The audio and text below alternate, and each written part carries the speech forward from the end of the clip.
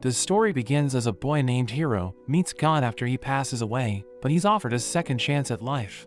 The God admits that he made a mistake, which caused Hiro to live a life filled with sickness and betrayal, and he asks Hiro if he has any requests. So he asks to try farming, because when he was in the hospital, he watched a show about an idol's farming experience.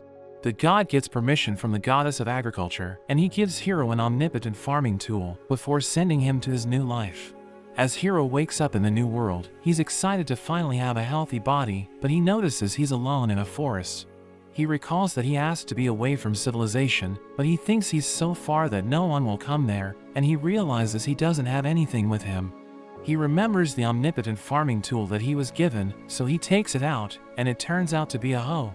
He gets to work, and realizes he doesn't get tired no matter how much he swings the hoe, and it even plows through the ground like it's nothing. He starts to explore the forest, because he needs water and food, but he doesn't find anything. He knows he might run into a monster, so he decides to make a base around a huge tree, which he thinks will make a good landmark. He plans to dig a well since he can't find any water, so he takes out his omnipotent tool, and realizes it can take the form of any tool he wants. He starts to dig, and manages to find water on his first try, so he thinks he got lucky. He decides to look for food next, but notices he doesn't feel hungry, and thinks it's because of his omnipotent tool. He starts to build his base, as he looks for something he can eat, but he doesn't find anything, and he comes across a tree, which will get in the way when he starts to cultivate his field. He turns his farming tool into an axe, and comes up with a plan on how he should cut the tree, but as he takes a swing, his axe instantly slices through it. He runs as it crashes to the ground, and we see that it almost fell on him, but he's glad that he was able to bring it down in a single swing. He uses a hatchet to process the wood, and manages to make timber, but he realizes the sun is about to go down, and he can't turn his tool into a flashlight or a lamp. He decides to start a fire, but his tool won't turn into a match or a lighter, so he transforms it into a magnifying glass instead, but he realizes that the sun is already gone. He makes a hole in the trunk of a tree, and decides to stay there for the night, but he's surprised by how well he can see, and thinks it's because there are 2 moons in the sky. The next day, Hiro starts a fire early to make sure he doesn't forget it again, and he continues to clear the area for his field. He starts to feel hungry, and a giant rabbit suddenly attacks him, but he easily defeats it. He cooks it over his campfire, and realizes it doesn't taste good, but he's glad that he at least found something to eat. He makes a toilet, but he doesn't feel comfortable using it in the open, so he builds walls around it. After that, Hiro makes a field, and wonders what he should grow there, but he realizes he doesn't have any seeds. As he wakes up the next day, he's surprised to see plants growing from the field, even though he didn't plant anything, and he realizes it's because of the omnipotent farming tool. He decides to build a fence next, and he digs a trench around the field to protect it from monsters, as he hunts rabbits for food. He hopes that the plants growing in his fields turn out to be edible, because he would be disappointed if they were just flowers. He builds a hut as well, because he's tired of living in the tree trunk, and one day, he notices 2 injured dogs outside his fence, so he invites them in and feeds them some meat. He recalls that when he was a kid, he always wanted to have a dog, so he wouldn't mind if they stayed with him. He notices that one of them is pregnant, and she goes into labor, so he takes them to his hut. He wonders what he can do to help them, but he decides to just leave them there and goes to the trunk, because he thinks a human shouldn't be with them during such an important moment. The next day, Hiro returns to the hut, and he's glad to see that everything went smoothly, so he gives the parents boar meat to celebrate. After that, the dogs stay with him, and he builds a new house, since he doesn't want to kick them out of the hut where they're staying. The crops are finally ready to harvest, so he picks out the tomatoes, while the dogs hunt and patrol the area, but he's surprised that they also eat vegetables. He names the female dog Yuki, and the male one Kuro, and he knows he needs to make a storehouse for the vegetables, but he isn't worried, since he plans to take things nice and slow. God checks up on Hiro, and sees that he made another mistake by sending him to a forest filled with dangerous monsters, so he tries to call him back. But he recalls that he can't interfere when a person's life has already started, so he plans to apologize to Hiro when his soul returns. Meanwhile, Hiro has harvested a lot of vegetables, and he realized that thanks to the farming tool, he can grow any vegetable he likes as long as he thinks about it while plowing the field. The plants also grow at an incredible speed, and he notices that the potatoes have turned green from where the sun has hit them, so he thinks he should make a mound of dirt near the base of the plants. He built statues of the gods because they're the reason he has a new life, and he's also planted fruit trees, but he knows they take years to grow, so he needs to be patient. As he eats lunch, he thinks he has started to spoil the dogs, but he doesn't mind it as long as they're happy. He plays with them, and he's glad he isn't lonely in this world, because he doesn't know how long he would survive without any companions. He manages to find a river, and thinks he couldn't have done it without his dogs, since they helped him explore the forest without getting lost. He plans to dig a path for the water to reach his base, and he makes a toilet near the river, since he knows he will need to work there for a while. He continues to expand his field, and he grows all kinds of crops, but he wishes he had salt to add flavor to his food. It starts to get cold in the forest, and since his clothes aren't good enough to survive the winter, he plans to start a bonfire and just stay in his hut. A spider settles on top of the huge tree, and it uses its web to make a handkerchief, which amazes Hiro. He names the spider Zabu, and she continues to make all kinds of things for him, including warm clothes and curtains for his house, which makes him feel more civilized. Winter finally arrives, but Hiro is prepared for it, since he's already gathered food that will last him through the season, and he's glad that his hut can handle the snowfall. He starts to feel lonely, since he hasn't talked to anyone for a while, and he's worried he might forget how to speak. When winter finally ends, the puppies head into the forest, and Hiro thinks they've decided to leave their nest since they've already grown up, but they return with their partners after a few days. Zabu also shows up with a bunch of kids, so Hiro thinks he needs to work harder, since he now has more mouths to feed. Zabu suddenly sounds the alarm one day, and the dogs lead Hiro into the forest, where he finds a girl named Lu. She's afraid of his companions, so he calms them down, but as he gets close to help her, she bites his neck and sucks his blood. Her body glows as it suddenly matures, but the dogs attack her, and she once again turns into a little girl. She assures Hiro she isn't an enemy, and explains that she only sucked his blood to regain her strength, because she used up all of her energy, which is why she couldn't maintain her adult form. He feels bad that they beat her up, so he tells her she can drink his blood, but he doesn't feel anything no matter how much she drinks. As her body matures, he notices she's still small compared to earlier, so she explains that he might die if she drinks more, but he tells her to take as much blood as she likes. After that, Hiro takes Lu to his base, where she's amazed to see all the crops he's grown, and he picks out a tomato for her, which she finds delicious. He spends the day showing her around, and at night, she reveals that she came to the forest because she got into a fight with a few nobles, who tried to steal her research on medicinal plants.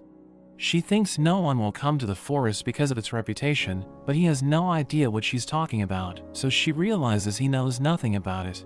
He knows he might never run into another person again, so he begs her to stay with him forever, but she reminds him she's a vampire, and notes that people are looking for her. He tells her he doesn't care, and explains that he came to the forest because he wasn't good at dealing with people, but he doesn't know how much longer he can survive living alone. She agrees to live with him, but notes that they just met, so he tells her they can get to know each other as they live together.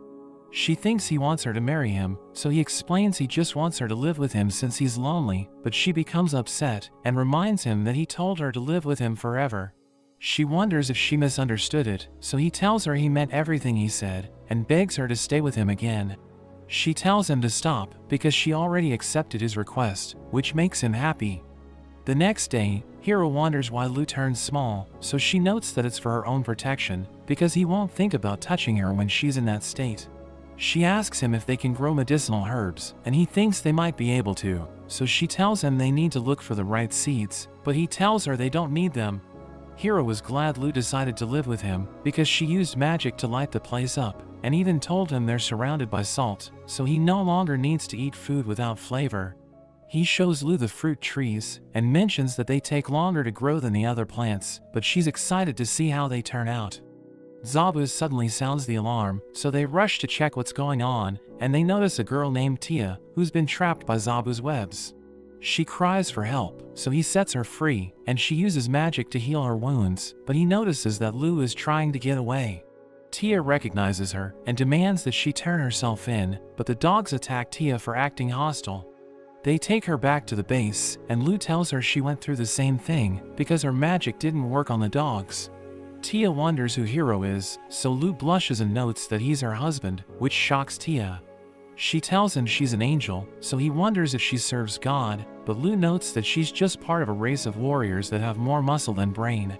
He wonders why Tia is chasing Lu, so she explains that there's a bounty on Lu's head because she went on a rampage. Lu notes that it's because a noble forced her to make strange medicines, but Tia knows that she spends all her time researching medicine, and when something doesn't go her way, she just blows everything up. Lu admits she went overboard, and tells Hiro she came to the forest to run from Tia, because she knows that Tia is stronger than her. Tia is surprised to hear this, since Lu never used to admit her weakness, and she tells Tia to stay with them as well. Lu shows her around the base to convince her, but when Lu introduces her to Zabu, she freaks out and passes out. Lu takes her to harvest the crops, while Hiro shows her how to pick out a cabbage, and as she eats it, she's surprised by how delicious it is. She spends the day helping them harvest, and at night, she tells them she had fun, so Lu convinces her to stay with them. They work together the next day, and Tia asks Hiro if they can make more strawberries, but he explains that even if they expand the crop field, they can't handle any more work. They come across the new puppies, and as Hiro picks one of them up, he realizes that their family is growing. He knows they won't be able to fit in the hut soon, so he makes a dog area near the field. But he sees that Zabu's children have left to start a new journey, and notices that a few of them are still there, so he plans to make a place for them as well. Tia tells him she needs to leave to take care of something, and as she flies away, Lu assures him she'll be back before they know it. Tia returns with a group of elves, and as they introduce themselves, Hiro is surprised by how similar their names are, so they explain it's because they're related. They note that Tia told them to come with her, and they ask for his permission to stay there, while Tia notes that they all share a tragic backstory. She reveals that their village was wiped out when they were dragged into a war by the humans, and they've been wandering around ever since, because they have nowhere else to go. They explain that they haven't been able to repopulate their race, because they couldn't find a place to call home, so Hiro tells them they can stay there if they get along with everyone else. They wonder who else lives there, so Lu introduces them to Zabu and the dogs, which causes them to pass out. After that, Hiro decides to build a huge house for them to stay in, and they see him cut down a tree in one swing, which makes them think he must be extremely strong. He knows they know more about construction than he does, so he just follows their instructions, and they complete the house in 10 days. Lu and Tia mention that the house is bigger than their hut, which makes Hiro jealous, but he's glad that he was able to learn their techniques. The elves start to get used to their new life, and he sees them eat the raw garlic they just plucked from the field, but he can't believe they're enjoying it. He's surprised that they use fire and eat meat as well, because he thought elves are one with nature and hate flames. One of them, named Leah, laughs as she listens to him, and notes that it's impossible to survive without using fire. He mentions all the stereotypes he heard about elves, but she tells him he underestimates nature, since it's so harsh that it will kill anyone who tries to live that way. She offers to do mining and blacksmithing for him to show their gratitude, so they build a workstation and craft a walk for him. He's amazed by the number of things they can do, and Leah explains that it's the benefit of wandering around for 200 years, but the only thing they can't do is settle down and reproduce. They notice that Hiro has a wheat field, so they ask for his permission to bake bread, and as everyone tastes it, they realize it's delicious. Hiro asks Leah if anyone owns the land they're on, and she reveals that it's under the Demon Lord's control, so he wonders if the Demon Lord will have a problem with his crop fields. But she explains that since nobody helped him build anything, the land now belongs to him. At night, Tia and the others talk about how amazing Hiro is, since he tamed monsters and grew the crops, but they can't understand why he doesn't know much about the world. Zabu shows Hiro a queen bee she caught, and tells him she doesn't want to eat it, so he decides to keep it as his pet. He builds a hut for the bees, and they make a nest in 10 days, so he wonders if he'll be able to get honey from them. After that, Hiro digs a reservoir for the water he plans to get from the river, but he hasn't put any time into it, since he's been busy with other things. Leah asks him what he'll use to make the waterway, so he notes that it's usually made from stone, but she tells him it will be difficult to find stone in the forest. He thinks about using wood instead, but Leah notes that the gaps will cause water to leak, so he uses his farming tool on the dirt, and makes it as hard as concrete. They start to work on the waterway, and Hiro gets the elves to do the basic tasks, while he seals the seams and strengthens the foundation. They manage to fill the reservoir, which also brings in fish from the river, and he thinks they're easy to catch.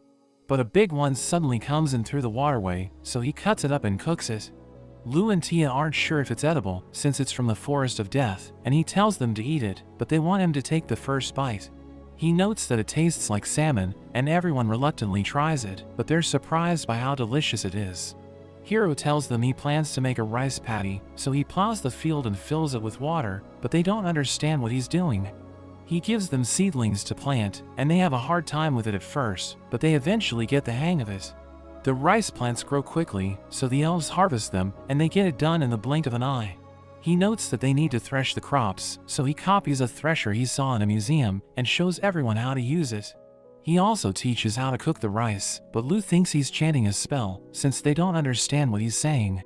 He tells Lu to use her magic to light a fire, so she thinks it's her chance to show everyone how powerful she is, and prepares to destroy everything, but he tells her he just needs a small flame.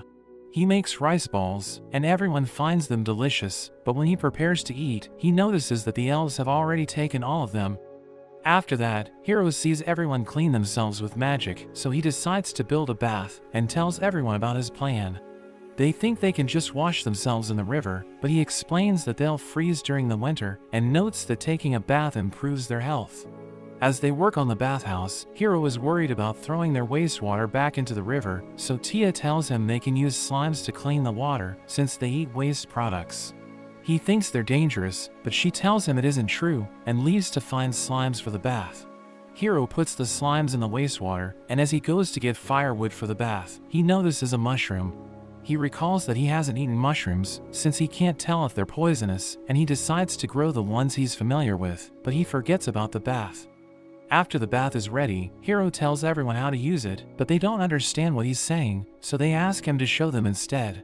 He removes his clothes and gets in the bath, but he zones out for a bit, because it's been a long time since he took a bath.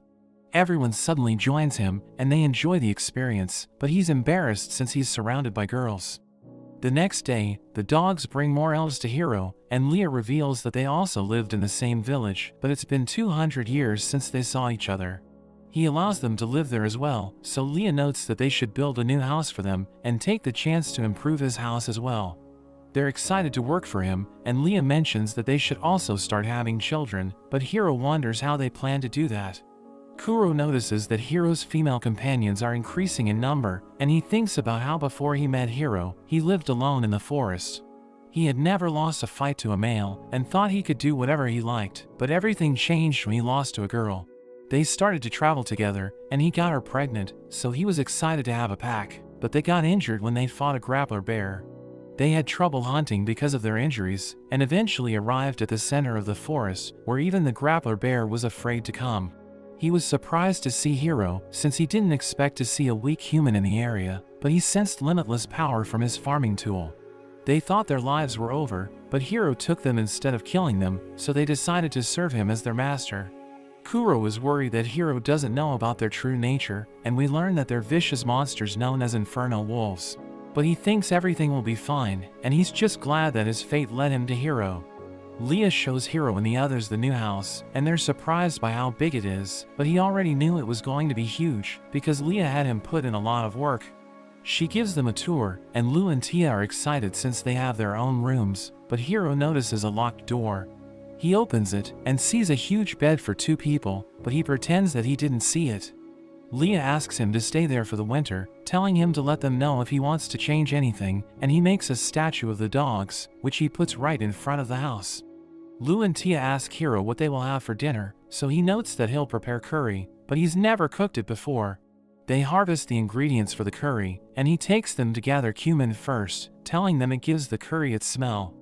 The next thing they harvest is turmeric, which gives the curry its color, but they only need the plant's roots, so he tells them to dry out the part that's sticking out of the ground.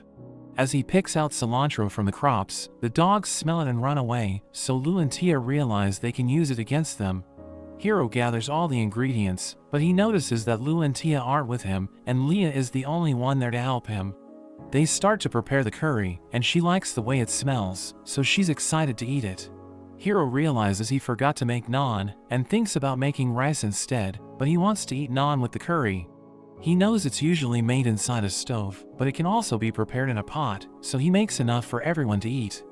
After Lu and Tia arrive, Hiro serves it to everyone, and they think it looks strange, but they all find it delicious. He tells them they don't need to eat it if they don't like it, since it's a unique flavor that isn't for everyone, but they all fill up their bowls again, so he asks them to leave a bit for him. Winter is about to arrive, and Hiro knows they won't be able to leave the house during the season, so he gathers a lot of firewood. He goes to see Zabu and gives her a basket of food, because she hibernates during the winter, and she gives him blankets in return. Lu and Tia preserve meat for the winter, while Hiro works on preserving the vegetables, and he sees Lu use magic. He wishes he could do it as well, and he tries to summon flames, but nothing happens. At night, Lu shows Hiro a low-level spell, but explains that he can't use it if he doesn't study magic, and he notes that everyone makes using magic look easy, so he thought he might be able to do it as well. He mentions how Tia summoned a golem to help her out, but Lu explains that the spell is difficult to use, even for other magic users. He's amazed that Tia can use such a spell, and notes that she can even summon multiple golems at the same time, so Lu reminds him he can do amazing things as well. As it starts to snow, Hiro makes board games to keep them entertained, and he starts with Reversi. He explains the rules to everyone, but Lu wonders how such a simple game can be fun to play, so Tia notes that its simplicity allows for complex strategies to be made. Lu challenges to play her, and she knows she's about to lose, so she flips the board, but Tia uses magic to return all the pieces to their position. Hiro notices Leah playing the game as well, but he sees that Kuro is helping her, and he even plays a game with his partner. Lu challenges Kuro to play with her because she doesn't think she can lose to a dog, but he ends up winning the game, which makes her depressed.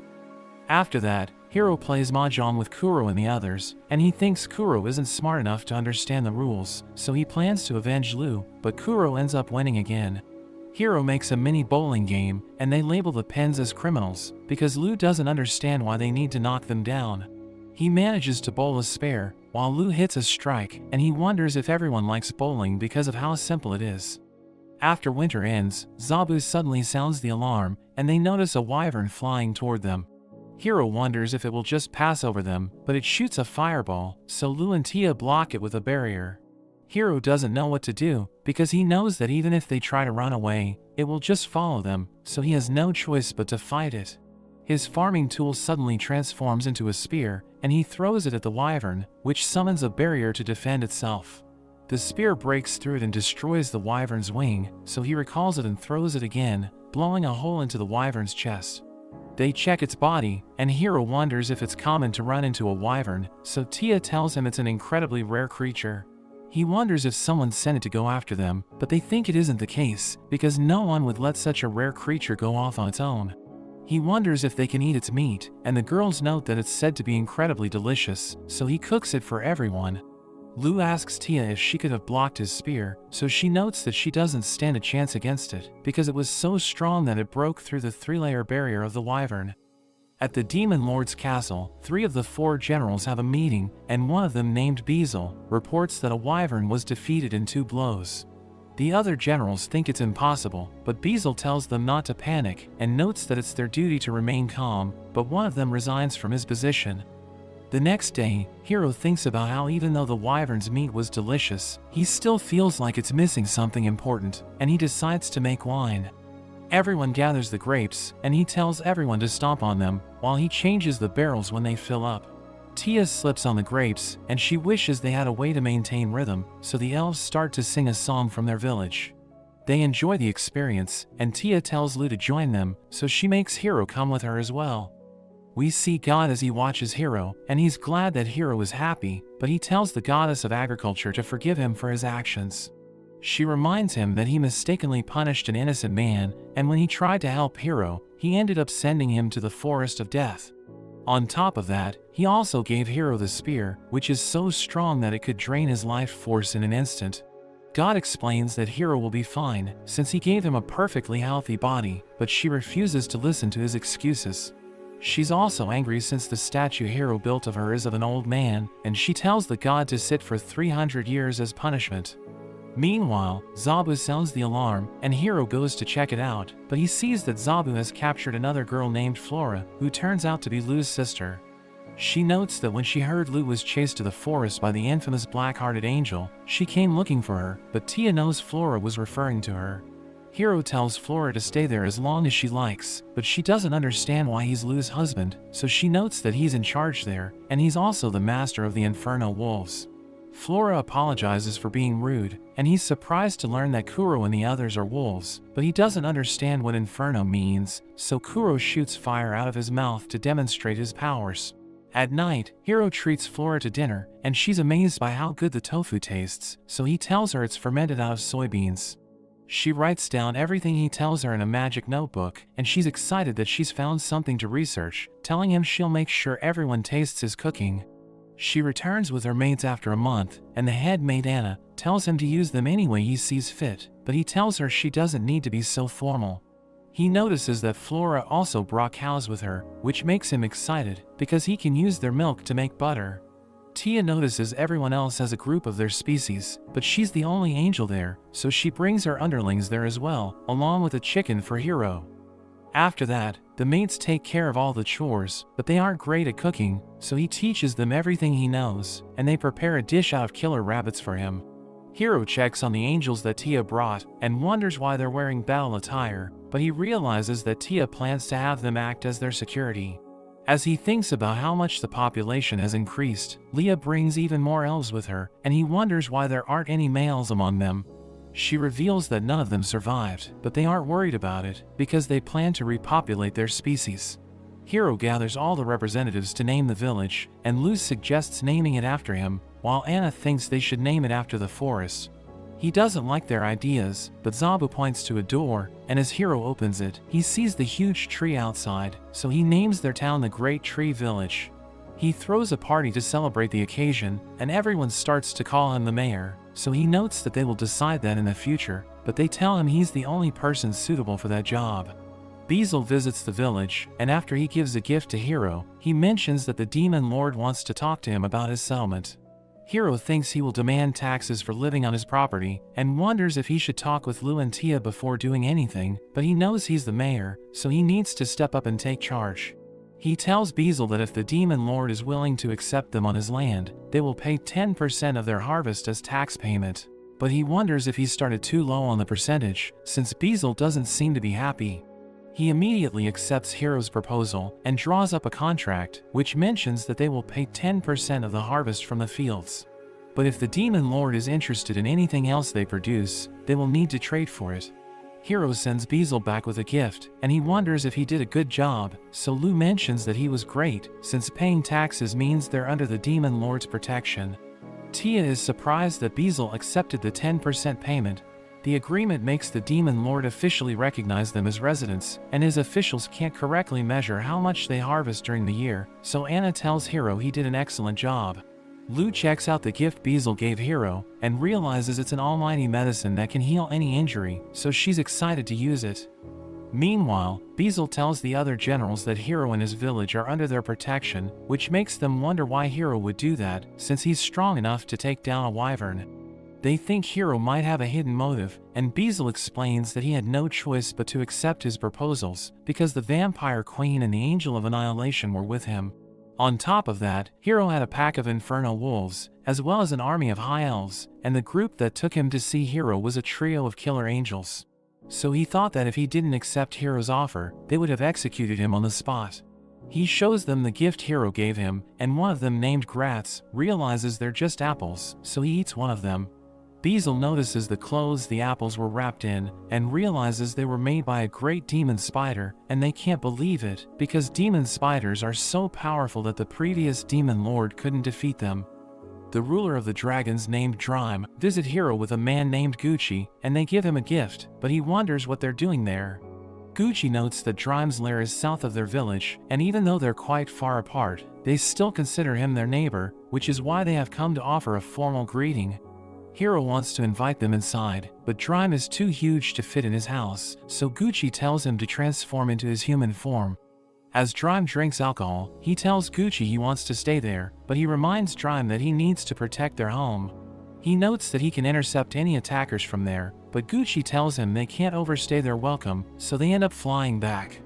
The next day, Hiro tells Leah and one of the High Elves named Lafa that he plans to build a guest house that can fit 4 people, but they tell him that won't work. They explain that people need to climb mountains and cross the forest to reach their village, so they will usually come in huge numbers, which is why the guest house must be big enough to accommodate 30 people. He also decides to change how they greet people, because the angels usually capture people and bring them to him instead of a proper greeting, and everyone prepares for battle when Zabu sounds the alarm. They make a different bell for when they have visitors, and he plans to greet the guests with Lu and Tia. But Anna and the leader of the lizard men named Daga explain that their enemies might try to sneak in with the visitors, so he adds more people to the welcoming party.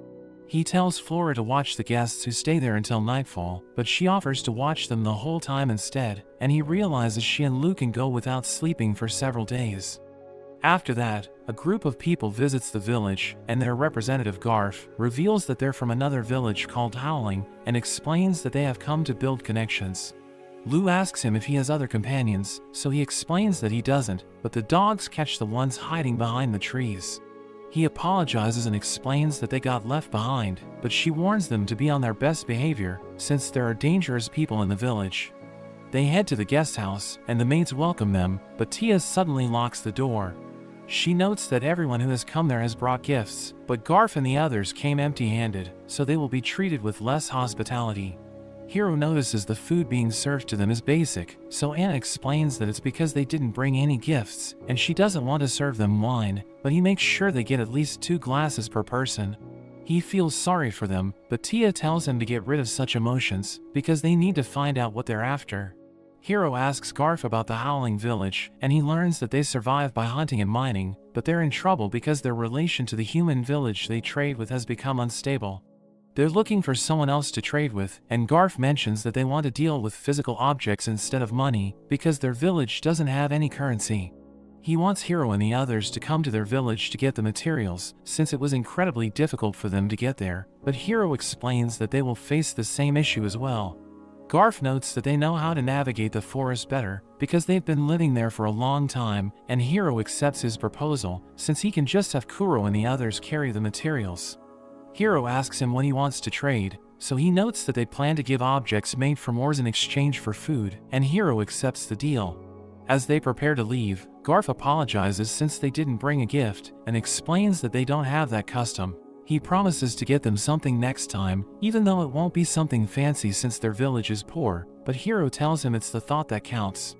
After that, Tia and her lizard men decide to go to the Howling Village, and Hiro wants to join them, but Lu notes that they can't just send their leader the first time they visit a new place. It usually takes 10 days to get there, but Drime agrees to carry them in exchange for a barrel of wine, and even though he's been visiting them often, no one minds since he always brings gifts.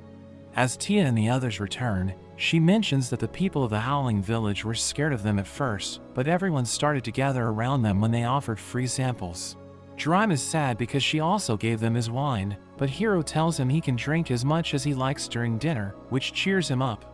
Tia notes that the mayor of the Howling Village wants to send 20 women to live with them, but he thinks their village won't have a future if they have no men, so he agrees to the request if they also send young men. One of the girls from the Howling Village named Senna tells Hiro to use them any way he likes, as long as he doesn't abandon them. He tells them to make themselves at home, and assures them he will never kick them out, but he asks her about the men he requested.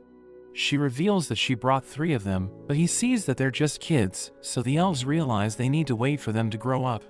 Senna and the others get comfortable with their new home, and as she uses magic to save a kid from falling, Hiro realizes he and the kids are the only ones who can't use magic. The ground suddenly starts to shake, which makes him wonder if it's an earthquake, but one of the angels, Gran Maria, tells him a grappler bear and a viper snake are fighting in the forest. She notes that if they keep fighting, it will affect the village, and she explains that they can't jump in without a plan, but he asks her if the monsters can be eaten. She carries him to the monsters, and she thinks they should get back up before engaging, but he tells her to fly close to them, and he instantly cuts them down. He drags them back to the village, where he cooks the bear in wine, which makes everyone think he's wasting the precious wine they worked hard for, but he assures them it's a normal way of cooking. He fries the snake, and he's surprised that it tastes like fried chicken, but he feels like something is missing. He goes to meet Flora and asks her if she has anything that can eliminate microorganisms, so she gives him a bottle that will do the job. He asks her how the preparation of miso is going, so she notes that she did everything he told her, but still hasn't made progress. The explosions from the process have destroyed her hut 3 times, so he decides to help her, and he gets eggs from the henhouse, which he uses to make mayonnaise first. After that, they start to simmer the soybeans they soaked in water, and he makes the koji mold with his farming tool. They mix the koji with salt and make balls, but Hiro tells her they need to let it age in the cellar for a few months, because it will make the flavor more intense. They're interrupted by Lou, who reveals that a group of dwarves led by a man named Donovan has come to visit them. Hiro goes to meet them, and Donovan asks him to give them alcohol, but Tia and Lou tell Hiro they can't give away their wine for free. Donovan explains that they don't have money, but they have the technology to make alcohol out of their crops, which excites everyone. The dwarves make whiskey out of the crops, and as Hiro takes a sip, he realizes it's stronger than wine. The dwarves stay in the village to work as brewers, and once they have made enough alcohol, Hiro throws a party. Drime joins them as well, and once he gets drunk, he notes that he'll show them their new technique, but Gucci drags him out. Hiro asks Donovan if he likes any of the women in their village, but he notes that they're too young, and they aren't for him if they can't grow a beard. The next day, Hiro notices a dragon on its way to their village, so he prepares to launch his spear at it, but Drime attacks it first. Another dragon arrives at the scene, and Hiro throws his spear, but he misses, so he prepares to attack again, but Gucci stops him since they aren't enemies. They transform into their human form, and Hiro learns they're Drime's wife and daughter, who followed him since he's been sneaking out at night. He assures them he's there on diplomatic business, but his wife Gerlun thinks he's hiding something, so he asks them if they really think he has the courage to have an affair, which puts them at ease. Hiro apologizes for attacking them, but Drime notes that it's their fault, so he makes his wife and daughter apologize to him. After he leaves, Gerlun mentions that she didn't think there was anyone in the world who could overpower them, and she notes that the only reason she's alive is because Zabu saved her from Hiro's spear. We learn that Zabu is her old friend, and she tells her daughter Losty to stay with Hiro since they need to make sure he never turns against them. Hiro has no problem with her living with them, but she keeps breaking things because of her dragon strength, so he doesn't know what work to give her. He notices Kuro hiding behind him, so Tia explains that the animals are afraid of dragons, but notes that in addition to their great power, they also have knowledge and wisdom. Beazle returns to the village, and he meets Losty, who notes that she's in charge of the diplomatic relations. He explains that he's there to ask for oranges, but she tells him they're low on supply, and he accepts anything she gives him. Beazle tells the other generals that Hiro has a dragon with him as well, and they think they should send a spy to his village, but Beazle notes that he has a plan. He tells his daughter Florim to go to the Great Tree Village and warns her to keep her safety in mind, but she assures him she'll be fine. Florim heads to the village, where Losty greets her, and she's surprised that such a powerful dragon is there. She starts to show Florim around, but she needs to leave since a visitor from Howling has arrived, so Florim thinks it's her chance to analyze the village's strength. She's shocked to see the powerful people in the village, and thinks Losty is strong enough to lead such a powerful organization, but she knows she isn't their leader. Hiro runs into her and asks her if she's lost, but she doesn't understand what a human is doing there. She thinks he's weak, so she tells him he doesn't need to worry about her, but Losty tells her he's their mayor, and notes that he's strong enough to defeat her. Florim can't believe it, and realizes she was rude to him, so she starts to help around the village, and she greets him properly when she sees him again. The slime Tia brought starts to multiply, and Hiro doesn't pay much attention to it since it's harmless, but one of them drinks a whole barrel of wine, which annoys everyone. They think they should burn it as punishment, but Florim explains that it can't reflect on its actions since it's a slime, so they should just leave it be, and it starts to join them during feasts and celebrations. Hiro is glad autumn has arrived, because it means they can get more work done, but it makes him hungry. He makes a hot pot for everyone, and wishes they had seafood, so Lou tells Flora to start her research on the sea creatures he mentioned, while Tia wonders if they can even eat crabs. Flora mentions there's a port city in the demonic kingdom, where they might be able to get the creatures Hiro mentioned, so she goes with Losty, and they return with a merchant named Michael. He brings fish with him, but notes that the seaweed Hiro asked for is usually thrown back into the ocean, so he will tell his men to get it for him. He mentions there are 3 reasons he came to their village, explaining that the first one is to properly greet Hiro and thank him for doing business with them. The second reason is to suggest more opportunities for them to trade goods, and the third one is to become the person who manages the trades between them and the outside world. He gives them a list of products his company trades, and as he prepares to leave, he mentions that he'll talk with them about alcohol the next time he visits, but they tell him he can't have it. Hiro hopes they have a good relationship, because he doesn't think Michael has any bad motives, but we see that Michael is afraid of them. In a flashback to 3 days earlier, we see that Losty and the others went to see Michael, and he told his men to take care of them, but he suddenly agrees to meet them, because his merchant intuition tells him he can't ignore that meeting. He's shocked to see Florum and Losty, and he wonders what kind of dangerous products they've come to trade, but they just brought the apples that the whole demonic kingdom is talking about. He agrees to trade with them, so he tells his men to get them whatever they need, and he decides to deliver the product himself, but he can't believe just how many dangerous people the village is filled with. In the present, Michael is glad he survived the meeting, and he knows the deal he made will bring in huge profits, but he doesn't know if his body can handle it. The next day, another dragon named Hakurin comes to the village, and she shoots a fireball into the forest to challenge Hiro. He throws his spear at her, but she dodges it, so he throws it again and hits her, causing her to transform into her human form. He wonders why she attacked them, but Drime suddenly arrives, and reveals that she's his older sister. She explains that it's Drime's fault, because he said he was marrying Losty to Hiro, so she came to see what kind of man he is. Drime assures him he isn't planning anything, explaining that he might have said it when he was drunk, and he notes that Hakurin is just there to vent her anger. She's annoyed that her niece is getting married before her, but Hiro grabs onto her and tells her to clean up the mess she made. After that, Hiro treats Hakurin to dinner, and she's jealous that Drime eats such amazing food every day, while Losty apologizes to Hiro for her behavior. She tells Hiro to play mahjong with her, but she wants to bet something on the game, so they decide to play strip mahjong. He plans to win the game before there's any chaos, because he knows that dragons are competitive, but he can't win a single game, and is now down to his last piece of clothing. He finally gets the right pieces, and he thinks he's about to win, but he loses once again, and he has to take off his pants. Meanwhile, Beezle tells everyone that even more dragons have started to live in the village, but the Demon Lord is more worried about his daughter, because she isn't talking to him. After that, Hakurin decides to stay in the village, and Hiro realizes she's at every job, but she complains about anything she's asked to do. He wants to teach her a lesson, so he makes her dig up holes and fill them back in, which makes her give up, and she decides to become a teacher in the village. A group of Lamia girls arrive at the village, and they beg Hiro to spare them, but he has no idea what's going on.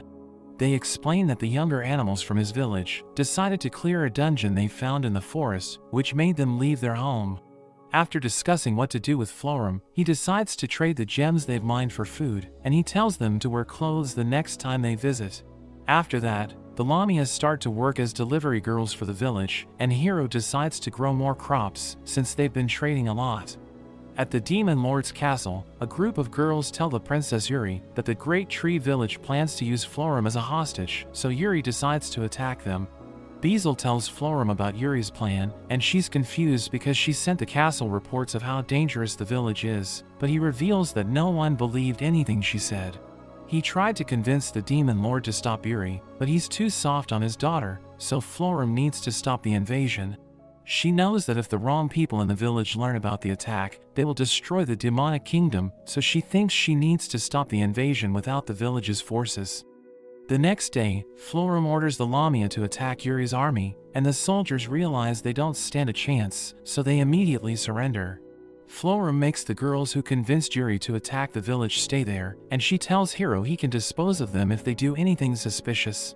She adds that Yuri will stay with them as well, so that she can observe how things work in the village, because she thinks the conditions must be harsh. After he leaves, Florum tells everyone to make sure no one finds out they tried to attack the village, which is why Yuri won't get any special treatment. She shows them around, and Losty introduces herself to Yuri, but the girls think they'll be the country's laughingstock if they stay there.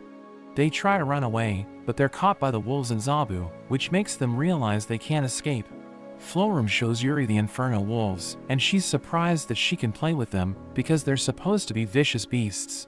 Florum asks her why she tried to attack the village, even though she warned them not to get involved, so Yuri notes that it's her fault, since she vanished without saying anything.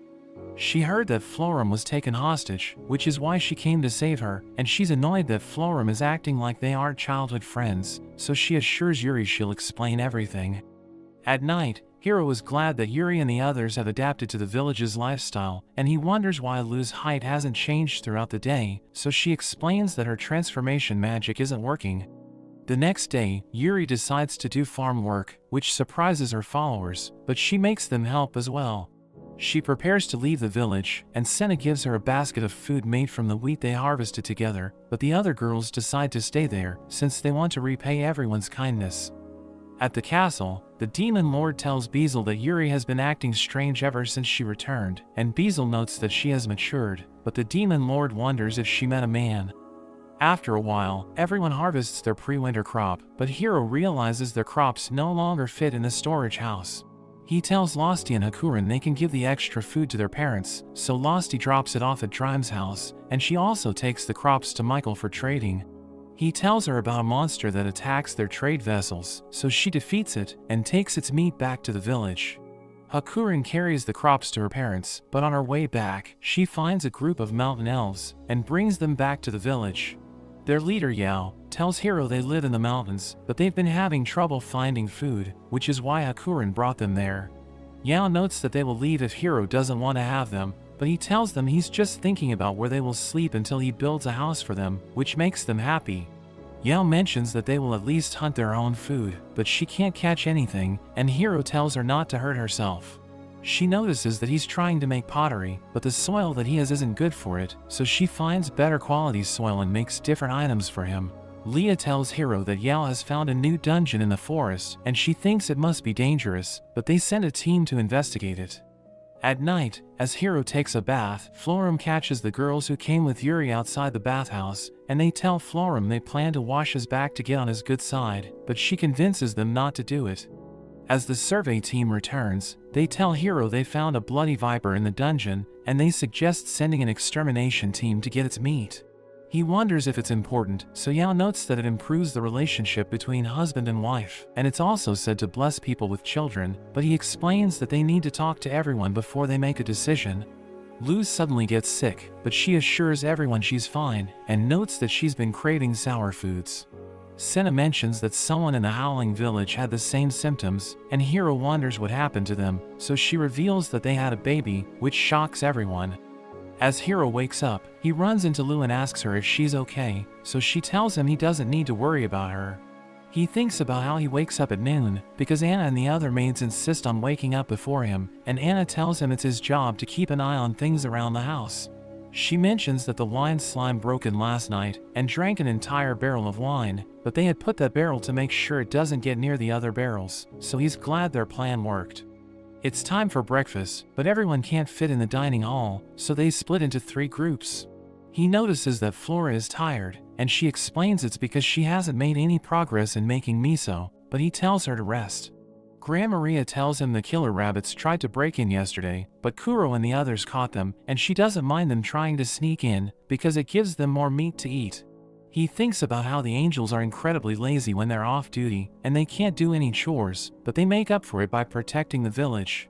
Hiro goes to work on the crops, but he finds pests, so he turns his farming tool into a watering can and showers them with water, which makes them go away. During their break, he thinks about how eating lunch isn't a normal thing in this world, so Leah and the High Elves were hesitant to eat breakfast at first. Senna and the others thought they were about to be kicked out for eating as much as they like, but he thinks they were overreacting, and he wants to make sure they never worry about food. Daga tells him the cow has given birth to calves, which is why he needs more food for them, while Leah and Tia note that the storage house is about to be full, so they should give more of their products to Michael. Hiro goes back to work, and he's glad he has more people to help him, but he's the only one who plants new crops with his farming tool. The villagers also ask him to make all kinds of things, and even though he doesn't have any experience in construction, the farming tool allows him to make anything. After that, he joins the others in battle training, and hears Anna talking about how they need to work hard, since they've been eating a lot after coming to the village. He picks up a sword and tries to train, but he struggles to wield it, so he asks Yao to give him a knife, but he can't use it either.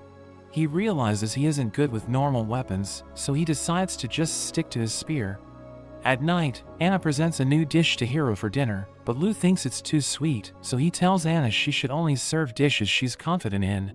She refuses the idea, because she hates to waste food, so he tries the dish, and it tastes horrible, but he acts like it's good. Florum gives him a letter from Yuri, who wants to eat more apples, and she asks him to send her more clothes made by Zabu. After that, Hiro takes a bath, and as he goes to his bedroom, he knows the elves are watching him, so he yells for help, which makes all of them come out. He thinks they just want to keep him safe, so he goes to bed, as he thinks about how happy he is with his new life, and he thanks God for reincarnating him. The next day, Hiro visits the dwarves, and he always thought they were drunkards, but he's surprised by how seriously they take their jobs. He tries a new batch of the alcohol they made, and even though he likes it, Donovan doesn't think it's good, and he tells Hiro they need 3 times the amount of grapes they're harvesting. Senna rushes to get Hiro, because a strange man is bowing to the statues of the gods, but Lou recognizes him as the progenitor of the vampires named Vargrai. Hiro wonders what a progenitor is, so she tells him he's like their grandfather, and he reveals that he's 4,000 years old, saying the secret to living such a long life is to occasionally erase his memories. He apologizes for entering their village without a proper greeting, and he reveals that he planned to look around quietly and leave, but he was drawn in by the statues of the gods. He reveals that he met God when he was born, and he has been trying to create a statue of him ever since, but he's never made anything as amazing as the statue they have. Hiro notes that he can't give it away, which disappoints him, but Hiro makes another statue for him, and he asks Hiro for its price. He refuses to take anything for it, since God isn't something that should be used to make money, so Vargrai promises to pay him another way. Vargrai goes to a temple, where he tells the priest to put the statue in the best place, and the priest is hesitant at first, but he realizes it's a masterpiece, so he agrees to put it in the temple. He thinks they should honor its creator, but Vargrai doesn't want to affect Hiro's peaceful life, so he tells the priest to inform all the other temples that they should respect Hiro in his village. Vargrai sends a piano to the Great Tree Village, and the girls from the demonic kingdom realize it's from a large temple, so they try to play it, but they're afraid they might break it. They ask Hiro to get them an old piano to practice on, so he gets one from Michael, and everyone likes it so much that they play it all the time, but he wishes they would stop at night, since it's making it hard for him to sleep. Hiro tells everyone to take a break, and Lou tells him to relax as well, or else he might collapse.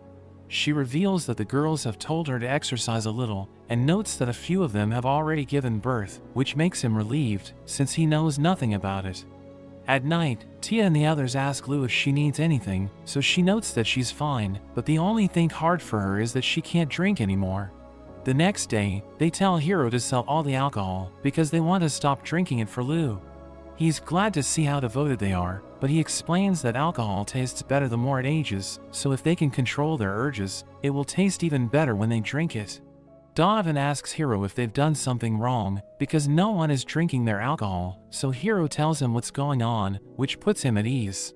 Hiro goes to Lou's room to check on her, because it's almost time for her to give birth, and a flower in her room catches his eye, so she notes that Tia and the angels got it for her.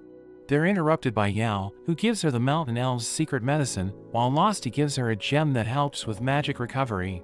Anna makes a pudding for her, and Flora makes a tomato and tofu miso soup, which she finds delicious. Daga notes that he doesn't know how to help her, since lizard men are born from eggs, so he offers his blood to her, but she doesn't think she can bite through his tough skin. Lou finally goes into labor, so they make preparations, while Hiro goes to the trunk of the tree, where he thinks about how he wanted to live alone during his first night. But he now has everyone with him, which is why he's sure everything will be fine. The next day, Hiro goes to check on Lou, and he's glad to see that everything went smoothly. She tells him to hold his son, and as he picks him up, everyone tells him to be careful. It finally hits him that he's a father, and he wishes his son would never need to face the problems he had in his previous life, so Lou notes that they will raise him to be strong, but Hiro panics as he starts to cry. They name the child Alfred, and Hiro thinks about how much everything has grown, so he wants to reward the villagers. He gathers everyone, and tells them he's planning to implement a new system, where he'll give them reward medals, which they can use to buy anything. He's taking care of distributing everything, but it's becoming more difficult for him, because the village has grown a lot. They ask him why they can't just trade goods, so he explains it's because everyone has different values for things, but it won't be a problem with the new system. He gives everyone 3 reward medals, while he gives 30 of them to Kuros and Zabu's family, so they use the money to buy whatever they like. but it increases the demand for specially made furniture and toys, which makes him work even harder. A kid gives her reward medals to Hiro and asks him to give her a baby, but he explains that he can't do that and plays with the kids for the day. After that, Hiro throws a feast to celebrate the birth of his son, and Lou knows she made everyone wait so long, but he tells her they couldn't throw a party right after she gave birth. He notices she has the wooden hammer that Donovan gave her, and he brings a specially made barrel of wine. Hiro helps her open the barrel, and Donovan wonders how they like the wine, but Lou tells him she can't drink while she's breastfeeding. He suggests keeping a bottle of it so that she can let it age before she drinks it, and she thinks it's a great idea. At the Demon Lord's castle, Basil tells everyone about Alfred's birth, and they realize they don't stand a chance against the villagers. They think they should maintain a good relationship with them, and they consider marrying off a girl from their kingdom, but the Demon Lord tells them he will never send Yuri. We see Michael as he prepares a gift for Hiro, and thinks he should congratulate him properly, since he wants to make sure their relationship lasts for a long time. In the village, Tia and the others tell Hiro there are over 100 people who want to move there, so they think they should make a new village. He explains that it will be a lot of work, but they don't mind it, because they want to make everyone happy. Hiro thinks about how everyone's busier than usual, because a lot of new people are about to come and live with them, so they're working hard to make a new village.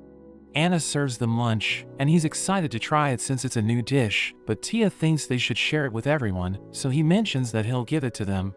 As he goes to check on everyone, he sees that they're all buried in work, and he tries to give them food, but they tell him they don't have time to eat.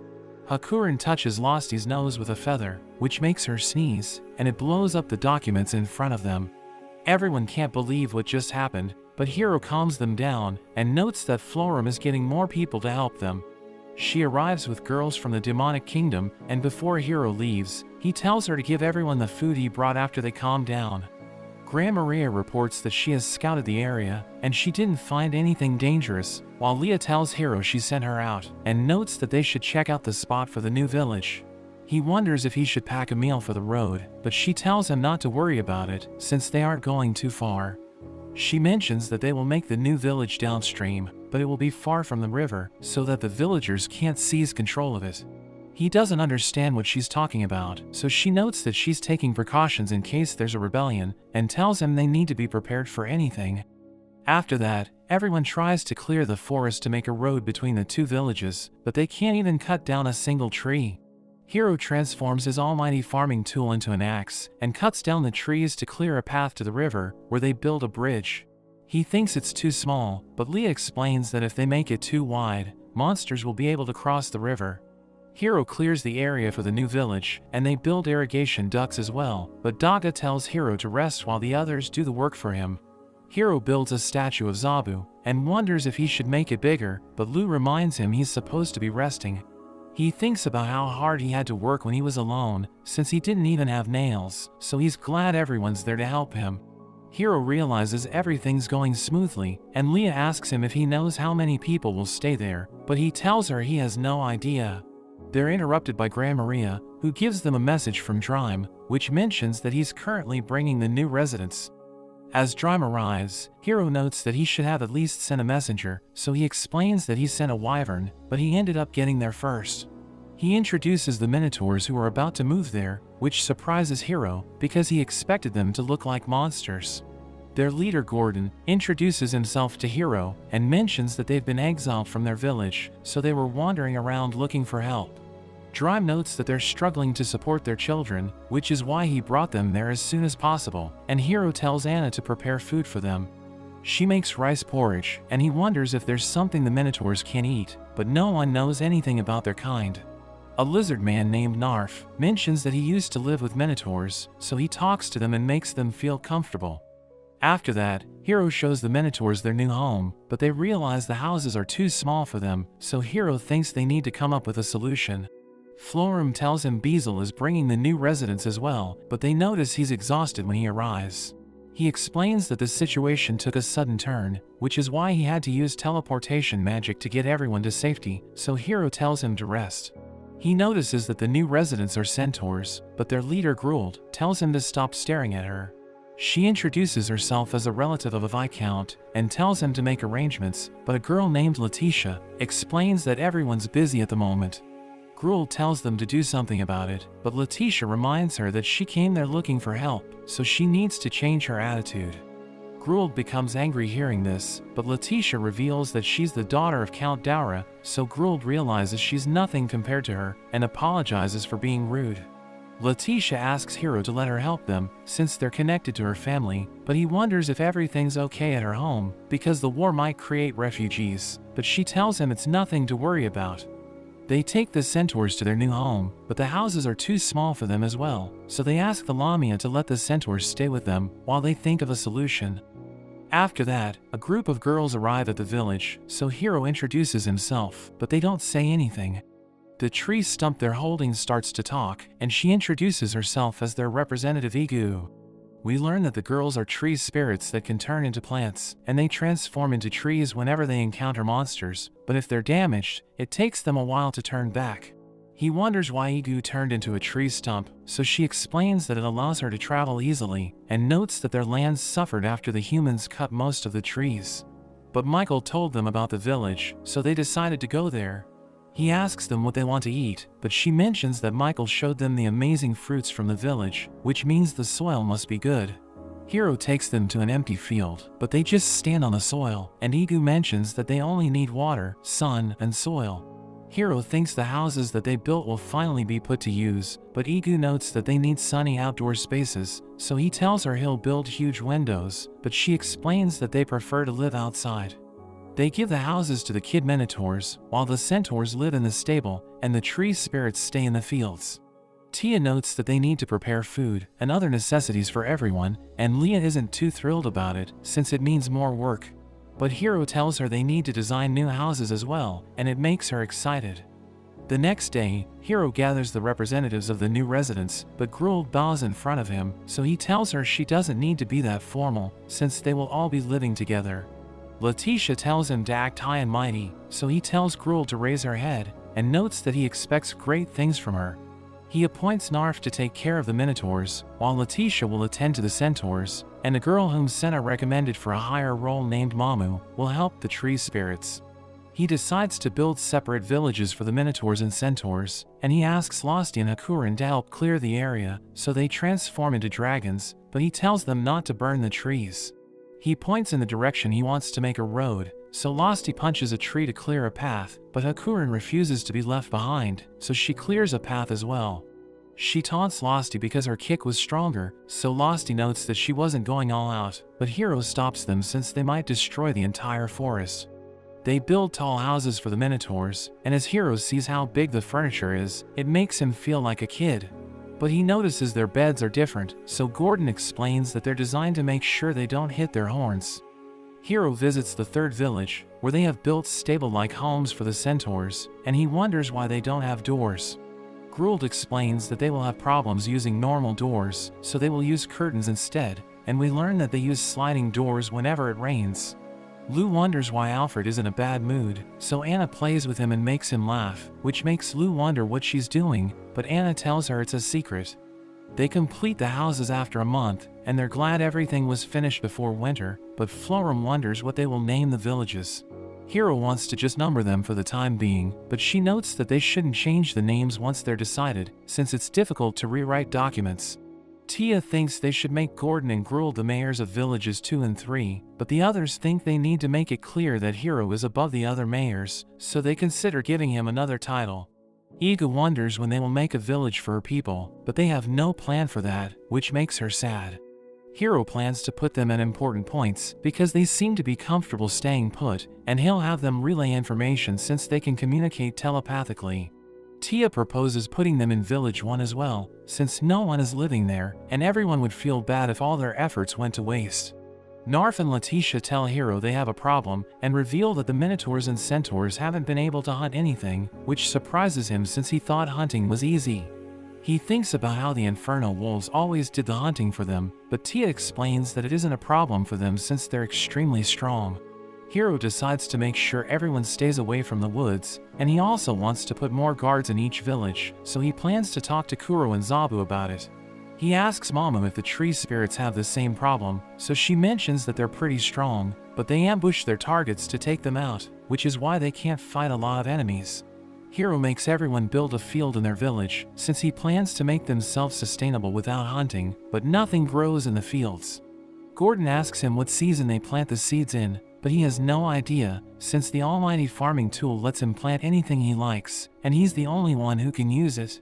He knows the villages must be able to survive without his help, and Gordon mentions that they can use straws to prevent the fields from getting cold, so Hiro praises him for coming up with that idea. He notes that the wheat will sit through the winter, and it will be ready to harvest before summer, so Hiro realizes it takes 6 months to grow wheat. Senna mentions that they've become used to the fields in the Great Tree Village, and Hiro makes a statue of the god of creation and agriculture in the new village, since he wants to thank them for helping him. The centaurs start a delivery service, where they carry goods between villages, and even though they can't hunt anything, they're fast enough to outrun any monster that gets in their way. Gruld notices that Hiro has a horse, and he notes that he always wanted to ride it, but it doesn't listen to him, so she allows him to ride her instead, which makes the horse jealous. The next day, the horse lets Hiro ride it, and Gruld becomes upset when she sees them. They both offer to let him ride them, but they start to fight, so he tells them to stop, and promises to ride both of them every other day. Meanwhile, Mamu asks Igu if there's anything she needs, but she just mentions that the sky is blue. Hiro is glad that everything's going well, and he hopes that each village will eventually be able to support itself, since relying on the farming tool makes him worried about the future. But Lu tells him to relax, since they will deal with it when the time comes. As he thinks about his future, he remembers that they have another problem, since the Great Tree Village hardly has any men. He thinks the problem might have been resolved, since they have a lot of new residents, and he asks Gordon about the men in their village, but Gordon wonders if they'll be sent to battle. Hiro explains the situation to him, but he mentions that minotaurs only marry their kind, and there's also the problem of how big they are compared to everyone else. Hiro asks Gruld the same question, and she mentions that they have 40 men with them, but all of them are young, while the adults have gone off to fight in a war. He wonders if centaurs ever marry other races, so she notes that if he demands one of their women as a price to live there, she would happily offer herself. He assures her he won't ask for that, but she wonders if it's because he doesn't like strong women, so he tells her to calm down. As winter arrives, Hiro wonders if they have prepared enough food, since they have a lot of new mouths to feed. Narf and Letitia report that they're only going through a third of what they estimated, since the minotaurs and centaurs aren't eating enough, and Narf thinks it's because they're used to conserving food. They aren't changing their habits, even though he told them not to worry about food, and Hiro suggests telling them to eat meat and vegetables, so that they won't spoil. He notices something's wrong with Mamu, so she explains that she was excited to be put in charge of the tree spirits, but she's annoyed since they don't mean anything. Narf tells her the minotaurs want the tree spirits to wear clothes when they're in human form, so she notes that they sometimes forget to do it when they turn back, and promises to tell them to be careful. After that, Tia and Lu smell rice, so they wonder if Hiro will cook rice balls, but he plans to make mochi since they have never tried it before. Everyone gathers around to watch him, and he starts to hit the rice with a hammer, but he quickly gets tired. Everyone volunteers to help him, but as Losty gets involved, she turns it into something completely different. They start the process again, but Anna ends up breaking the bucket, while Flora makes an explosive and tells him it won't blow up the house, but Hiro tells her not to use it. They eventually finish the mochi, and everyone finds it delicious, but Flora ends up burning her mouth, since she didn't think it would be so hot. Leah puts herbs on the mochi, and she's glad they like it, since it was difficult to get them. Mochi making becomes a form of exercise during winter, and Gordon excels at it, so he tells them that instead of using force, they should just lift the hammer and let it fall. After that, Gratz arrives in the village, and he proposes to a minotaur named Roanna, but they don't even know each other, so he removes his helmet and introduces himself. Beazle explains that Gratz wanted to come there to check everything out, since their relation with the village is important for the kingdom, but he fell in love with Roanna at first sight. He asks Hiro to tell him the conditions for marrying Roanna, since she told him to get Hiro's permission, so he asks the girls from the demonic kingdom how they ask for someone's hand in marriage. They mention that their parents choose their spouses, but Letitia thinks Gratz's love for Roanna is like a fairy tale, where they must get past Hiro to be together. Hero tells Gratz the only thing that truly matters is how Roanna feels, so they don't have a problem if she's willing to marry him, but he can't use force to convince her to be with him. At night, Gratz tells Beazle and Randon that he's started to exchange letters with Roanna, but he can't get her out of his head. He's worried that another man will steal her while he's away, and he plans to resign from his position so that he can be with her at all times. Beazle and Randon try to calm him down, but he refuses to listen to them, and Randon notes that he'll quit if Gratz resigns. The next day, as Hero prepares to have lunch, he wishes they had seaweed, but they have no idea what he's talking about. He tells them it's found in the sea, and it usually wraps around food, which makes them think it's a monster. They ask Michael for help, and he brings them the seaweed after a few days, but he mentions that people don't eat it, so he isn't sure if he has what Hero is looking for. He shows them how to process it, and Yao thinks it looks like the weed that grows in the forest, wondering if that's why it's called seaweed. He makes Lu and Tia dry it with their magic, but everyone's surprised to see how thin it is, and they wonder how they're supposed to eat it. He applies heat to it, which makes it crisp, and it also makes the seaweed easier to digest. He wraps it around the rice, and everyone finds it delicious, so they try it with fried mochi as well. Michael offers to prepare seaweed for Hero in exchange for mochi, and Hero notes that he'll give him an answer after he talks to everyone else about it. Michael thinks it will make him a lot of money, and he asks them about the alcohol they make from rice, but they don't want to let him try it. At night, Hero decides to make sushi, and Anna asks him why he's fanning the rice, but he has no idea why he's doing it. He plans to make thick sushi rolls, and even though they're usually made with raw fish, he won't add any raw ingredients into it because the people of this world don't like it. He makes salad rolls filled with crab meat as well, and everyone finds it tasty, telling him they weren't expecting it to be so delicious. Winter is about to end, and Hero wonders if they should start to farm again, even though it's still cold, but Iga tells him it's too early. He tells everyone to decorate the village and place explosives to be set off, but they don't understand why anyone would do that, so he explains that he plans to hold a festival for the village. He tells them about all kinds of festivals in his previous life, which confuses them since they find everything strange, so he thinks it's his fault for giving such weird examples. They mention that they have festivals to welcome the new year and a new harvest, and they discuss it with each other, but he has no idea what they're talking about. He plans to let them handle it, but they have different traditions, so he decides to draw lots, and he gets the martial arts competition where the participants must fight each other. Spring finally comes, and Hero notices that everyone's training hard, since they want to do well in the tournament. Hakurin tells Hero she wants to train at home, since she hasn't unleashed her full power ever since she got there, so he realizes she was holding back when she cleared the trees. Losty asks him if she can also train at home, and he's worried that they'll destroy everything if they fight, so he tells them to act as referees. Lu and Tia are excited to fight each other since they're rivals, but Flora doesn't want to use her explosions on people, so she volunteers to be the healer. On the day of the tournament, everyone gathers at the arena, and Yuri tells Hero she came with her father, who introduces himself as the Demon Lord Galgard. Hakurin notes that her father Dosu is also there to watch the tournament, and Hero recognizes him as the Emperor Dragon. Galgard seems to be afraid of him, but Dosu notices him, and Hero notes that he's the leader of the demons. Gran Maria announces the start of the tournament, and Hero tells the participants not to hurt themselves as they prepare to fight.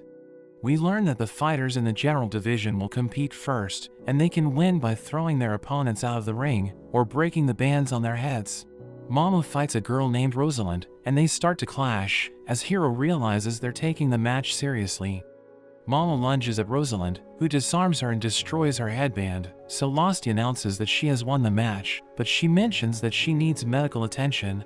Flora heals her, and tells everyone they can break each other's bones, but she can't heal them if they lose limbs. A girl summons fireballs to attack Donovan, but it has no effect, and he carries her off the ring, telling her she would need to train for decades to hurt him with her magic. Gruel charges at her opponent, who summons a barrier to protect herself, but Gruel misses and runs out of the ring, so she loses the match.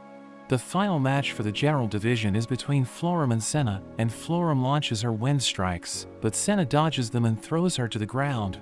She immediately recovers, and continues to attack with her wind magic, but Senna closes the distance. Floram grabs onto her and throws her back, but they both fall out of the ring, so the fight ends in a draw. Hero gives the winners their prize medals, and Florum announces the start of the Warrior Division matches, where the winners will be decided by knockdown or submission. Lamia prepares to fight an Inferno Wolf, but we see that she's nervous since she still remembers how the wolves raided her lair. The wolf summons a firewall, but she jumps over it and restrains the wolf, telling it to surrender. It suddenly glows as it takes on its true form, and she freaks out when she sees it, so she admits defeat. Daga is up against Zabu's kid Makura, who dodges his attacks and restrains him, forcing him to surrender. The next match is between Garf and Yao, and Garf controls the fight with his speed, as Hero realizes that Yao's weapon puts her at a disadvantage, but she charges up her hammer and sends Garf flying. He almost falls out of the ring, and she knows she can't win, so she concedes the fight. Leah prepares to fight Gran Maria, who explains that she isn't using her spear since she has decided to hold back, but Leah activates her invisibility and attacks her from all directions. Gran Maria starts to fly, but she still can't find Leah, who jumps after her and smashes her to the ground. Leah catches her in an arm lock and tells her to give up, but she starts to lift Leah with her brute strength, so Leah activates her trump card. They both get struck by lightning, but neither of them can get back up, so the fight ends in a tie. Tia and Lu both fight angels, and they crush their opponents, so they proceed to the next round. As they prepare for their match, Lu changes into her battle gear, since she wants to fight Tia with everything she's got. They start to fight, but Hero can't understand what's happening, so he takes out his almighty tool. He realizes it allows him to see their movements, since it improves his physical abilities, and Lu uses her magic to push Tia to the ground. She punches her in the face, but Tia hits her back, and they continue to trade blows, as Hero realizes they're having fun. Tia comes out on top, but Lu starts to cry, and notes that Tia is bullying her. Tia proceeds to the final match, but she freaks out when she sees that it's Makura, who immediately restrains her to win the fight. Hero congratulates Makura on winning the Warrior Division, and praises the competitors for putting on a good show, but Hakurin and Losty also want to fight, so he allows them to have a mock battle. Everyone feels a shockwave as they unleash their powers, and their fight creates a massive explosion, which ends up destroying the arena. Hakurin wins the match, and Lu is upset since their battle caused so much damage, but Hero is just glad that everyone enjoyed the festival. Hero picks up a radish, and after Senna cleans it, he takes a bite and tells her it's delicious. She also tastes it, but realizes it's spicy, and Hero tells her it's because she bit the pointy end, which is the spiciest part of the radish. He tells her about the foods they can make with radish, but a group of kids suddenly interrupts him, and tells him there are strange people looking for him. He sees Vargrai and his companion bowing before the statue he made, and Vargrai tells him they haven't met for a while. Hero takes them back to the house, and asks about his companion, so she introduces herself as Fushu, and reveals that she's a Koran priestess. Vargrai reveals that the Koran religion is a mixture of all the religions recognized in this world, and their followers are free to praise their own gods. Lu adds that Vargrai is the leader of Koran, while Fushu is so important that parades are held to celebrate her presence, so Hero thinks they should hold a bigger reception for her. But she tells him it's okay, and asks him to save her son's life. She thinks his village can help her, since it's home to the researcher Flora, who's the leading authority in the study of medicinal herbs. Hero can't believe she's actually famous, so she reveals that students at Magic Academies study her books, and asks Fushu about her son's condition. She realizes his case is difficult, since he has a combination of the worst diseases in the world, but she promises to come up with a cure. Lu helps her with her research, and gives Hero a list of the ingredients they need, and he realizes the first one is a flower that grows on snowy peaks. He orders Tia to find it, and sees that Flora also needs a mushroom that wanders the forest, so he tells the High Elves to look for it. The next ingredient is a dragon's tear, which is said to be extremely rare, but he knows it will be easy for him since he has Losty. Hakurin tickles her until she cries, and Hero collects her tears, but he doesn't know where to get the last ingredient, which is a dark stone from a certain mountain. So Hakurin tells him it's in Drime's lair, and notes that she can get it for him. Leah returns with the High Elves, and tells Hero the wandering mushroom is stronger than they thought, so he thinks it must be OP, but he realizes it's actually tiny. Hero shows Lu and Flora the ingredients, and notes that Michael left a plant for them, but Flora explains that they need to be careful, since it could harm them if they pull it up. Hero thinks it's a mandrake, so he covers his ears as they pull it up, but it doesn't make a noise and releases a foul odor instead. The smell is so powerful that he's forced to leave the room, but Flora assures him it's harmless and notes that he just needs a bath to get rid of the odor. Fushu continues to pray for several days, and Lu and Flora finally complete the cure, but they end up destroying their lab. They give Fushu the cure and assure her it will save her son, so she promises to repay them in the future. She leaves with Vargrai, but Hiro tells Lu and Flora they need to handle the next issue, and we see that the statue is glowing because of all of Fushu's prayers. So he decides to keep it shut, and only plans to open it during times of prayer. After that, we see a couple of girls walking around the farm, and they stop as they see a strange tree. We learn that they're in an area where Hiro experimented with his almighty tool, and he recalls that he just imagined what he wanted to grow while he used it. But he had no idea what the plants looked like, so he was surprised to see how they grew fruits and vegetables. He doesn't remember what he wanted to grow when he planted the tree, and they see a fruit with a nut inside it. He realizes it's a walnut tree, and explains that they need tools to crack the shell, but Tia breaks it with her fingers. Mamu sees another tree, and realizes its fruit has seeds, so she crushes one of them, and Hiro realizes it's an almond. He finally recalls that he was thinking about mixed nuts when he did his experiment, and his friends see a plant with no fruit, so he pulls it up and shows them it has peanuts. He sees colorful fruit on a tree, and he doesn't recognize them, but he takes a closer look and realizes something is sticking out of the bottom. He pulls it out, and after Florum crushes its shell, he realizes it's a cashew nut. Zabu eats the fruit, while Hiro roasts the nuts, and the girls tell him it's delicious. Tia and Hiro test a parachute, but Losty and Hakurin don't know what it is, so he explains that he can use it to survive if he falls off their backs. Tia isn't sure if their parachute can handle his weight, so he thinks they need to make it bigger, but the lion slime suddenly joins them and tells Hiro it wants to go on a test flight. Tia throws it to the sky, and the parachute manages to handle its weight, but it suddenly jumps off. It survives the fall, but everyone wonders why it would do that. We see Yao in the Mountain Elves workshop, where her assistant Hitaro asks her why she made a giant bowl, because they were ordered to make smaller ones.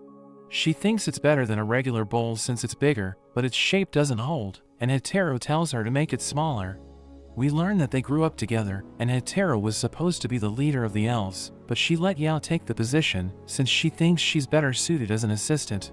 They've been enjoying their lives in the village ever since they got there, but Hitaro thinks they should prove themselves to Hiro, and she knows that Yao is attracted to him. Hitaro asks Yao about Hiro, so she notes that she respects him, and Hitaro tells her they need to earn his favor, so she realizes she needs to catch his eye. Yao trains to lift heavy boulders, and thinks it's the best way to get Hiro's attention, but Hitaro tells her she doesn't need muscles to attract him.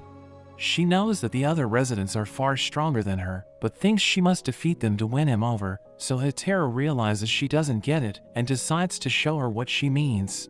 Yao shows Hiro how strong she has become, but he freaks out and tells her to put the boulder down, so she realizes she can't use strength to attract him. Hitaro tells her they should work on other methods, but she continues to train, since she thinks he likes women with abs.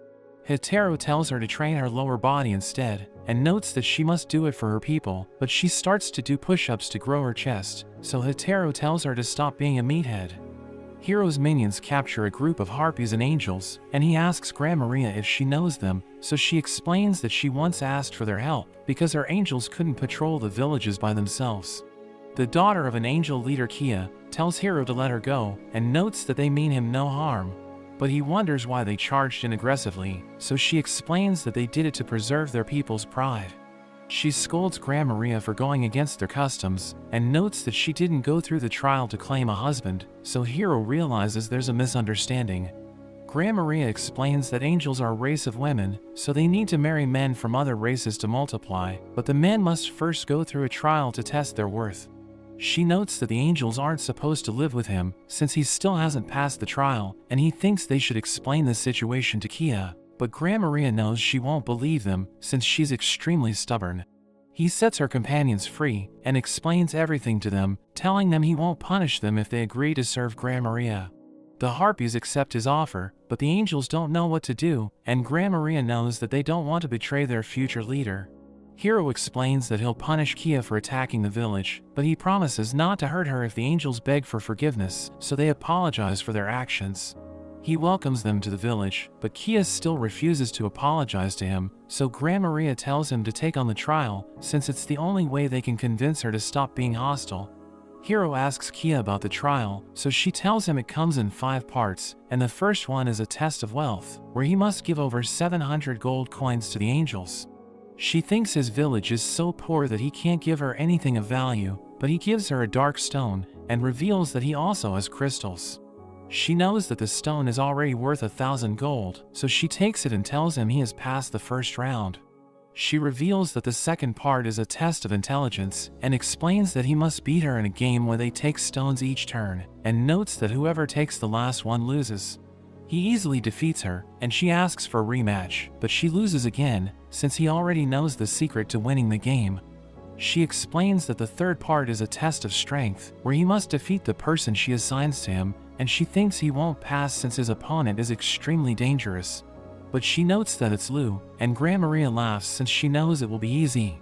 Hiro takes Lou to the room, where he beats her at the look and point game, and he notes that he has passed the test. Kia explains that for the fourth part of the trial, he must deal with the impossible gatekeeper dragon, but Drime suddenly peeks through the window. Hiro explains that he's busy, so Drime flies away, and Kia can't believe he passed the test so easily.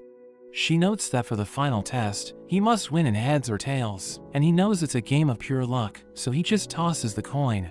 He wins the game, but she cheats and tells him he has failed, so Tia steps in and threatens to beat her up if she tries to cheat again.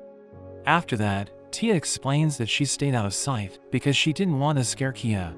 She reveals that Kia is strict about the trials, since her mother simplified the tests to marry a man of low status, and everyone looked down on her because of it.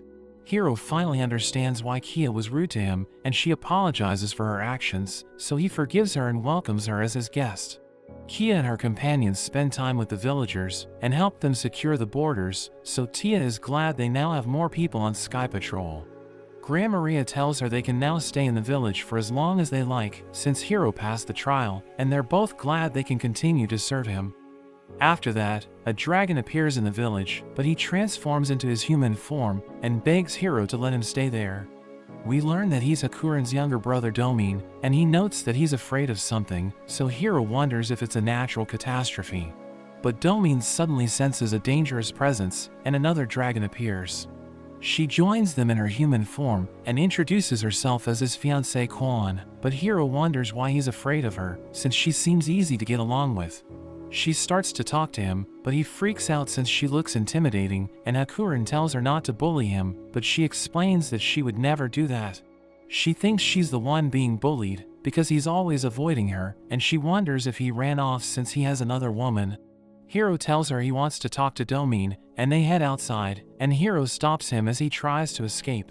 He tells Domine to stop running, since he'll never get away from her, and suggests talking to her about the things that put him off. Hiro thinks it's worth a try, but Domine notes that he can't talk to her, so Hiro tells him to write to her, and explains that he shouldn't hold back, since he might be able to change her. Hiro returns to Quan, and tells her he told Domine to write a letter to her, so that she will know what he wants from his future wife.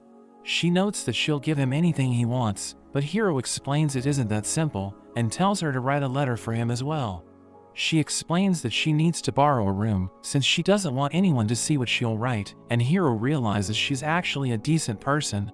She notes that she wants Domine to spend time with her, so that she can shower him with love, but he writes that he's afraid of her. They exchange letters and learn about each other's feelings, so they write to each other again, and they finally come to terms. They leave the village together, and Hiro is glad that they finally understand each other, but Hakuren tells him she might write a letter to him, and refuses to tell him what it will be about. Losty and Hakuren return from their expedition, and we learn that they were sent to the northern dungeon, but Hiro realizes they brought vipers back with them. Anna and the other maids cook the vipers, and as everyone eats them, Latha notes that their team saved the giants in the dungeon.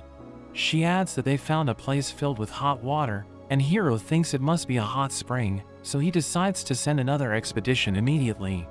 His friends don't understand why he's in a hurry, since they don't need the hot water, so he tells them the benefits of bathing in hot springs, and convinces them to form a team. Lou is surprised that he's also on the team, and wonders why he made Zabu prepare an outfit for him, so he explains that it's because the expedition is special.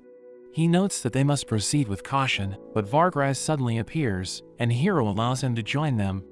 Vargrai teleports everyone to the northern dungeon, and they're impressed by his magic, but they notice a group of strange creatures running away.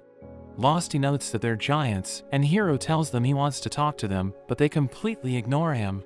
He realizes they're running from a viper, but it suddenly gets pulled into the ground, and an earth rat appears out of nowhere.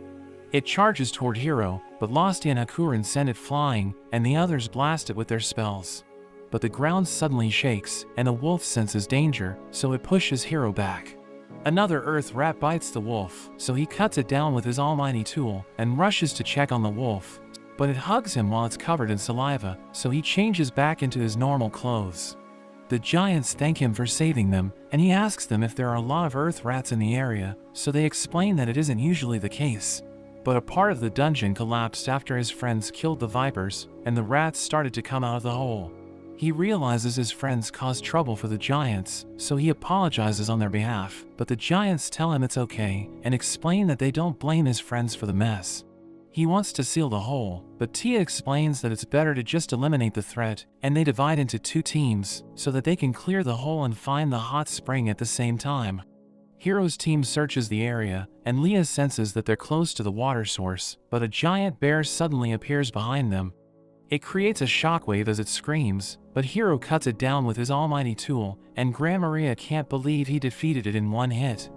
They reach the hot spring, but Hiro realizes it looks nothing like he expected, and thinks it's so hot that they can't even touch it. He wonders what's keeping the water hot, since there are no active volcanoes in the area, so Tia tells him it's because of the stones. She burns a stone and tells him to touch it, but he realizes it isn't hot. She explains that it stores heat and slowly releases it, which explains how it can keep the water warm, but Leah wonders what they should do next. Hiro asks Gran Maria if there's cold water nearby, so she notes that she saw a river, and he comes up with an idea. Losty burns everything in the hole, and her team jumps inside, but Flora notes that the ground is extremely hot, so Vargrai tells her not to use her flames again. They start to explore the tunnel, but they stop when they see 2 separate paths, and decide to split up. We return to Hiro, as he connects the hot and cold water sources, and prepares to build the bath, but his friends wonder why he would do that, since they already have an excellent bath in the village.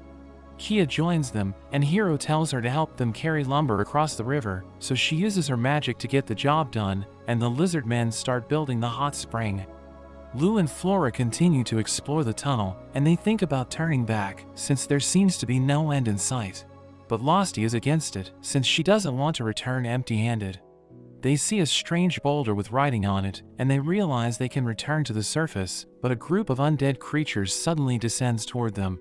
Losty scorches them with her flames, but she accidentally sets the forest on fire, so Tia helps the sisters get everything under control. After that, Losty apologizes for causing trouble, but Hiro tells everyone he has finished the hot spring, and notes that he's separated the women's bath from the men's.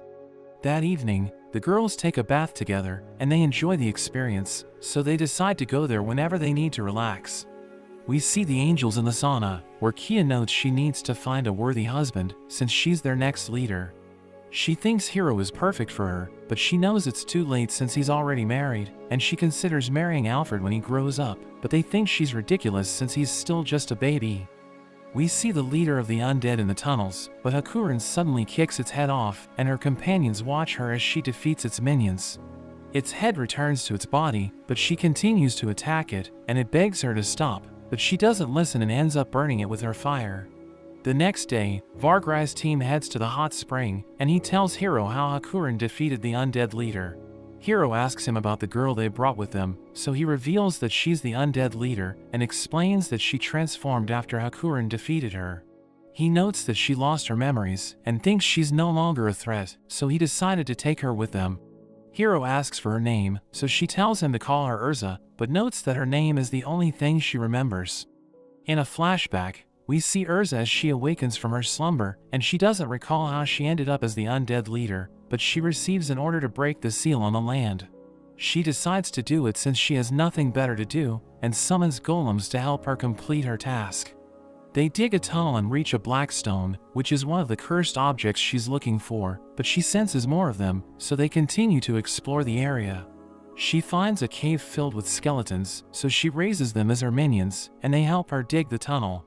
The earth rats join her cause, which makes her happy since they're excellent diggers, and after they dig for decades, they finally find the second black stone. They start to celebrate, but they suddenly see an explosion, and Hakurin appears out of nowhere to beat them up. She wakes up as a girl, and she can't remember anything, but Vargrai's team shows her the outside world. Back in the present, Hiro decides to let Urza stay in the village until she regains her memories, and Kia notes that her name sounds familiar, since the legendary Hero Queen also goes by that name. Anna thinks Urza needs a bath, so Hiro allows them to use the hot spring, and tells Vargrai to take a bath as well. As Vargrai enjoys the hot spring, he tells Hiro what they found in the tunnel, and thinks the earth rats won't cause trouble since Urza is gone, but he suggests sealing it off for the safety of the giants. Anna watches over Urza as she takes a bath, and Hakurin prepares to join them, but Urza doesn't like her, so she runs off. After that, Kia tells Hiro she needs to return to her kingdom, since she needs to do her duties as the priestess, and she promises to come back when she's done. Hiro and his friends return to the tunnel, and they show him the black stone they found, but he notices it's releasing a dark energy. He realizes he's the only one who can see it, and thinks it looks suspicious, so he hits it with his almighty tool. It returns to the stone, and he tells everyone about it, so Hakurin prepares to destroy it. But Losty stops her, since she knows it's extremely durable, and she thinks they might destroy the tunnel if they try to break it. Hiro notes that he wants to try something, and he carves a statue of God, which purifies the dark energy. Lu wonders what they should do with the statue, so he tells her they'll just bury it, but Vargrai thinks they should protect the god of creation.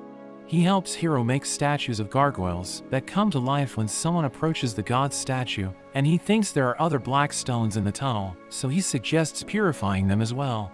Before he leaves with Lu, he tells Hiro to look after Losty and Hakurin, but Hakurin suddenly takes off, so he wonders what's wrong with her. Losty apologizes for being useless, and notes that she even burned down the forest, but he tells her it's okay, and thinks it's his fault for sending her to such a dangerous place. She tells him not to take the blame, since he didn't do anything wrong, and she reveals that she and Hakurin are upset, because he apologized on their behalf. She notes that they were the ones who destroyed the dungeon, and tells him important people shouldn't apologize so easily, so he accepts her point and thanks her for her help. He talks to Hakurin, and tells her it's difficult to stand in for everyone, since he needs to make sure they aren't causing trouble. She tells him to forget about it, and notes that he gets to call the shots as the leader, so he just thanks her and praises her for everything she's done for him. Vargrai returns to the tunnel with Hiro's friends, and they see another black stone, but he thinks they can find more if they dig even deeper. Flora uses her explosives to clear a path, but they barely make progress, so she considers using a stronger formula. But the others are against it since it could destroy the tunnel, and they decide to do it the hard way. After that, Vargrai tells Hiro about the other black stones that they found, and as he looks at the spots where the team found them, he guesses the locations of the other stones. He realizes his friends are exhausted, so he asks them if they need help, but they don't want to trouble him, and Vargrai notes that they should check the spots marked by Hiro. They dig from the top and encounter problems along the way, but they push themselves to their limits until they finally find the stones they're looking for. Vargrai returns to Hiro, who's glad that they've finally completed their task, but he realizes his friends are in terrible shape, so he thinks he must reward them. Vargrai tells him to carve statues on the stones, but notes that there are other gods besides the creation god, so they should make statues for them as well. But that's where this video ends. Remember to like and subscribe to the channel. Thanks for watching, and I'll see you next time.